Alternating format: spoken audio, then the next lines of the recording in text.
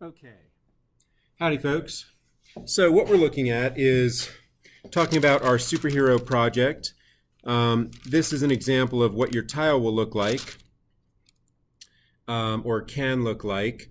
I did logos in the corners and my Claymo name up there. I have my guy in the middle. This is kind of preliminary. I do some coloring to get a sense of what the glazes will be.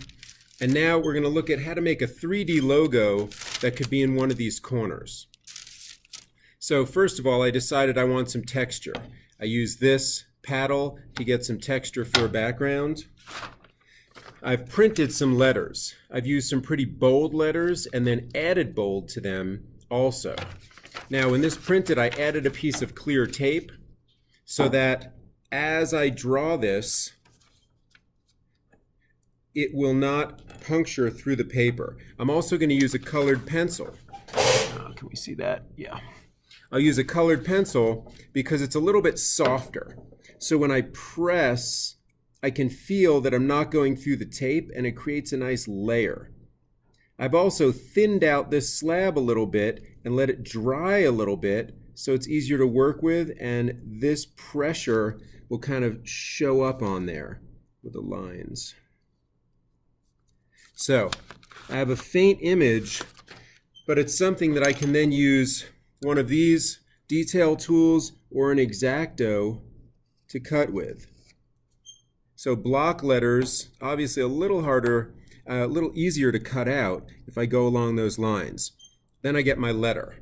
Now I may want to decide, I can do 3 raised pieces so they're in relief on my tile, which might really enhance my tile and bring up my creativity levels. I also might want to measure. This is a pretty good template to use to cut this circle. So if I measure first with my letters, then it will be a whole lot easier to cut this out. If not, your circle is just never going to be quite perfect. You could press something onto it that's a circle, and you could certainly trace a lot of things that are circles. You could make a larger logo if you wanted to. And you can see these slabs are getting brittle, but they're nice and dry enough to work with. So my Claymo guy, this is going to be his logo.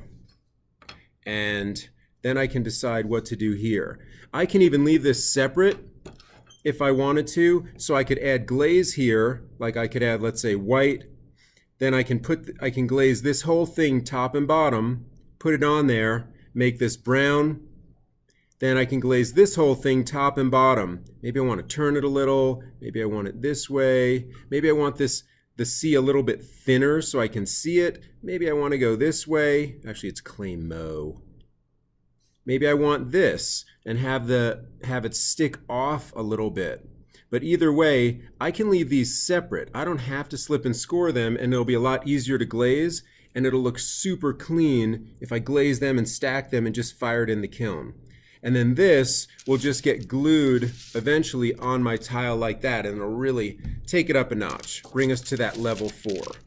I could even draw the C into the M, kind of like I have on my page here. Draw it in there, and that can be a different color. So it's up to you. But just some examples of how to get this 3D logo started.